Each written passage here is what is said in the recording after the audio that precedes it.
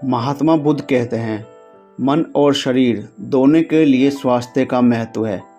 अतीत पर शोक मत करो, ना ही भविष्य की चिंता करो, बल्कि बुद्धिमानी और ईमानदारी से वर्तमान में जियो। लेकिन हम कितना वर्तमान में जीते हैं? जी ही नहीं सकते। अगर जी सकते हैं तो आप कोशिश करके देख लीजिए, आपका मन और शरीर दोनों स्वस्थ हो जाएंगे।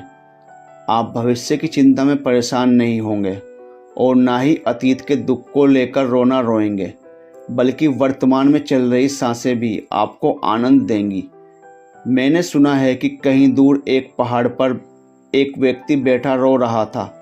वहां से एक बौद्ध भिक्षु गुजरा।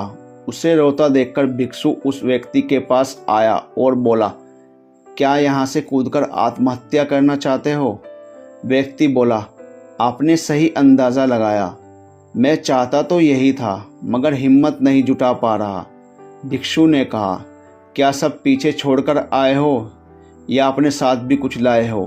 व्यक्ति ने कहा, नहीं, मैंने सब पीछे छोड़ दिया है, मैं अपने साथ कुछ भी नहीं लाया। भिक्षु ने कहा, तो तुम इतना बोझ लिए क्यों बैठे हो? व्यक्ति ने कहा, कौन सा बोझ? मेरे पास तो कुछ भी नहीं है, मैं तो खाली हूँ, कंगाल हूँ। भिक्षु ने कहा, फिर तुम कौन से बोझ के तले दबे जा रहे हो, जो तुम्हारी सांसें भी ठीक से नहीं चल रही? तुम आत्महत्या करना चाहते हो और रो भी रहे हो। खाली इंसान तो ऐसे नहीं रोता। जो कंगाल हो गया है उसे क्या डर? अपने अंदर झांको और देखो तुम कितना बोझ उठाए हो, कितना कुछ तुम अपने सर पर ढो रहे हो। इसे उतार कर रख दो, थोड़ा हल्का हो जाओ। वह व्यक्ति भिक्षु के चरणों में गिर पड़ा और बोला, आपने तो मुझे पढ़ लिया, मेरे अपने भी मुझे समझ नहीं पाए। आप ही मेरी समस्या का समाधान कर सकते हैं। भिक्षु ने कहा, कहाँ समस्या है? व्यक्ति ने कहा, मेरे घर पर, वहाँ मेरे साथ चलिए। भिक्षु ने कहा, नहीं, समस्या तुम्हारे घर पर नहीं है, समस्या तुम्हारे अंदर है। जब तक तुम अपने अंदर से समस्या का समाधान नहीं करोगे, तुम्हें हर जगह समस्या ही नज़र आएगी। और अगर यहाँ इस चट्टान पर समस्या नहीं है तो फिर तुम यहाँ आत्महत्या करने की क्यों सोच रहे हो? क्योंकि तुमने तो घर छोड़ दिया है, समस्या भी छूट गई है, फिर तुम इतने परेशान क्यों हो? व्यक्ति बोला, आप सही कहते हैं, मैं आपकी बात समझ रहा हूँ। कमी मुझ में ही है, इसलिए तो मैं आत्महत्या करना चाहता था। मैं किसी काम का नहीं हूँ, मैं जो भी करने जाता हूँ सब बिगड़ जाता है। मेरी किस्मत बहुत ही ख़राब है।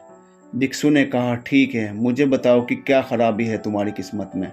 व्यक्ति ने कहा, मैंने व्यापार करने के लिए अपने परिवार से धन लिया। उस धन से मैंने व्यापार किया, लेकिन मेरा व्यापार ठीक नहीं चला। शुरू में मेरे परिवार वालों ने मेरा साथ दिया, लेकिन धीरे धीरे जैसे जैसे मैं अपने व्यापार में नुकसान उठाता गया, मेरे परिवार वाले भी मुझसे दूर हो गए। मैं सब उन्हीं के लिए कर रहा था, लेकिन वह अब मुझे इस सब का जिम्मेदार ठहराते हैं।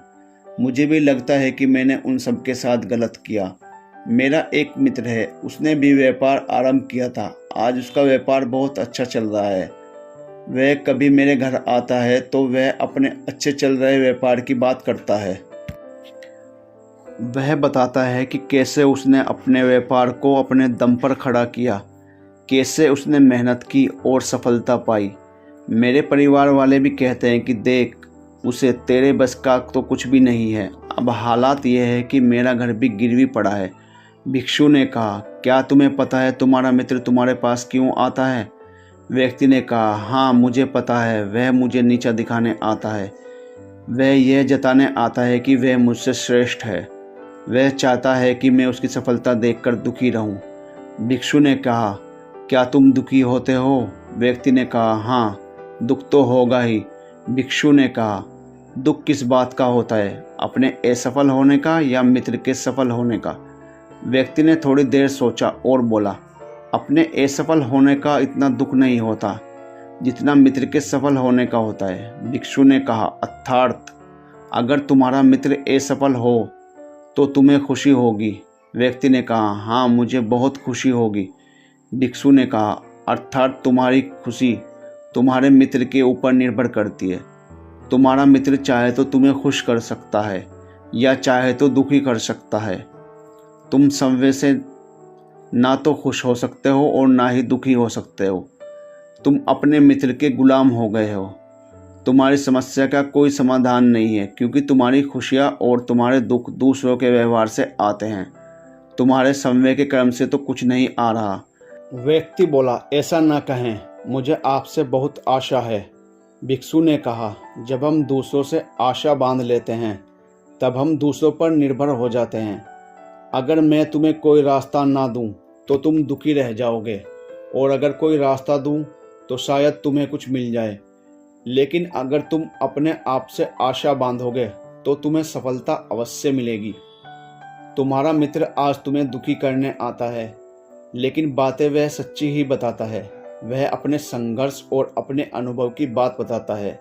उसके अनुभव और अपनी बुद्धि का उपयोग करो, उसके संघर्ष का उपयोग करो। दुखी होने की बजाय खुशी मनाओ कि तुम्हें घर बैठे कुछ अनुभव मिल रहे हैं। संघर्ष करो, हार मत मानो, कर्म करते जाओ। बुरे से बुरा वक्त या अच्छे से अच्छा वक्त दोनों ही गुजर जाते हैं, लेकिन ये दोनों वक्त देखने के लिए जीवित रहना ज़रूरी है। और जब तुम्हारा अच्छा वक्त शुरू होगा तब तुम्हारा मित्र तुम्हें अपनी सफलताओं की कहानी बताने नहीं आएगा। वो अपनी असफलताओं की कहानी बताएगा ताकि तुम गलत निर्णय ले सको। तब भी अपनी बुद्धि का ही प्रयोग करना। उस समय भी वह तुम्हें दुखी करने आएगा, क्योंकि उसे भी उतना ही मज़ा आता है तुम्हें दुखी देखने में जितना कि तुम्हें आता है उसे दुखी देखने में। व्यक्ति ने कहा, आप सही कहते हैं। मेरे जीवन को मैं नहीं चला रहा, दूसरे ही इसमें सुख और दुख भर रहे हैं। लेकिन क्या अपनों के लिए कुछ करना गलत है? मैं अपने परिवार के लिए अच्छा करना चाहता था, लेकिन वह परिवार ही अब मेरे साथ नहीं है। भिक्षु ने कहा, तुम संतावना चाहते हो। वास्तव में इस दुनिया में सब संतावना होना ही चाहते हैं। वे चाहते हैं कि हम कुछ करें तो लोग उसकी प्रशंसा करें। प्रशंसा ना होने पर हम दुखी हो जाते हैं। हमें लगता है कि सब मतलबी हैं। लेकिन अगर तुम किसी को अपना परिवार मानते हो और उसके लिए कुछ करना भी चाहते हो तो तुम्हें ऐसा क्यों लगता है कि तुम दूसरों के लिए कर रहे हो? तुम अपने लिए ही कर रहे हो। अगर तुम्हें लगा कि तुम दूसरों के लिए कर रहे हो तो तुम दुखी ही रहोगे, और तुम्हें लगा कि तुम अपने लिए कर रहे हो तो तुम खुश रहोगे। जब तुम अच्छा केवल अच्छा करने के लिए करते हो तब तुम्हें सांत्वना की जरूरत नहीं पड़ती। व्यक्ति ने कहा, आप सही कहते हैं, मैं समझ गया हूँ। अब तक मेरी किस्मत दूसरों के हाथ में थी तो खराब थी। अब मैं अपनी किस्मत अपने हाथ में रखूँगा। अब यह अच्छी हो या खराब हो, मैं हार नहीं मानूंगा। फिर भी क्या आप मुझे कुछ दे सकते हैं जब मेरे जीवन का सबसे बुरा दौर हो, मेरा साथ निभा सके? भिक्षु हंसा और कहा, यह छोटा सा बक्सा मैं तुम्हें देता हूँ। इसे हमेशा अपने पास रखना। इसमें एक ऐसा राज है जो तुम्हें बड़े से बड़े दुख से बाहर निकाल लेगा। लेकिन इसे तभी खोलना जब तुम्हारी जिंदगी में कोई राह नजर न आए और तुम्हें लगे कि सब व्यर्थ हैं। मेरी बातें भी व्यर्थ हैं, यह दुनिया व्यर्थ है, यहाँ रहना भी व्यर्थ है। वह व्यक्ति उस वक्त से को लेकर चला गया। उसने भिक्षु की बात पर अमल किया और व्यापार आरंभ किया। उसका व्यापार अच्छा चला, उसका जीवन भी अच्छा बीत रहा था। परिवार वाले भी उसके साथ आ गए थे। अब वह जो भी कर रहा था सब अपने लिए ही कर रहा था। भूतकाल का रोना भी वह छोड़ चुका था, भविष्य काल की चिंता भी वह नहीं करता था। वर्तमान को सुधारने में लगा रहता था। लेकिन वक्त बदलता है। अच्छा समय हमेशा नहीं रहता, बुरा समय हमेशा नहीं रहता। उसका अच्छा समय भी समाप्त हो गया। उसके राज्य पर किसी राजा ने चढ़ाई कर दी। उसका घर तबाह हो गया, व्यापार तबाह हो गया। उसे अपने परिवार के साथ वहां से भागना पड़ा। उसके पास खाने के लिए भी पैसे नहीं थे। भूख से उसके माता पिता की मृत्यु हो गई। वह अपने पत्नी और एक छोटे भाई और 2 बच्चों को लेकर इधर उधर भटक रहा था। उसके बच्चे बीमार थे। उसे पैसा चाहिए था, लेकिन उसके पास कुछ भी नहीं था। तब उसे लगा कि सब व्यर्थ है, उसका जीवन व्यर्थ है, इस पृथ्वी पर सब कुछ व्यर्थ है। सब बातें जो भिक्षु ने कही थी सब व्यर्थ हैं। किसी भी बात का कोई मतलब नहीं है। अंततः जीवन समाप्त ही होता है, तो फिर जीवित रहकर क्या फायदा?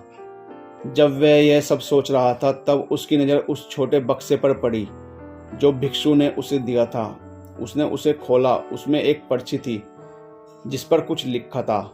उसने उसे पढ़ा और जोर से हंसा।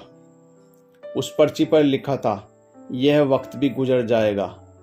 उस बक्से में एक सोने का सिक्का था जिससे उसने अपनी नई जिंदगी की शुरुआत की। हो सकता है आपके पास वे सोने का सिक्का ना हो, लेकिन हिम्मत तो है ना कुछ कर ही लेंगे।